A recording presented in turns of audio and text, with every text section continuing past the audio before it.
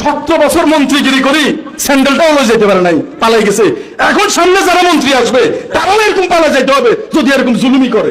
যখন পুলিশে চাকরি করতাম, 18 বছর পুলিশে চাকরি করছি, ভালো লাগে নাই। আপনার চাকরি আপনি রাখেন করে আমি চলে আসছি। কেন? এক ডিআইজি সাহেব ছিল, মানুষ নামের কলঙ্ক, এখন আছে কিনা জানি না, আমি তো চলে আসছি। সে আমাকে বলে যে বেওয়ারিশ মানুষ বাসুক বা মরুক তোমার আর আমার কি। আমি কই আপনি মানুষ নাকি, রাখেন ভাই আপনার চাকরি। 18 বছর 25 বছর চাকরি করলে সকল সুযোগ সুবিধা পাইতাম, ফেলাই দিয়ে চলে আসছি। তাই এখানে আজকে ওসি সাহেব বসছে না অনুষ্ঠানে, বসছে কিনা বলেন? ওইখানে সাইনবোর্ড একটা ব্যানার দেখলো কর্নার আমার হাত বরাবর, ওইখানে আমার ছবি আছে।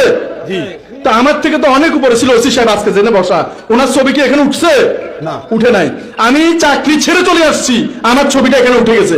আর উনি চাকরিতে ভালো একটা জায়গায় বসে আছে, অথচ ওনার ছবিটা কিন্তু এখানে নাই।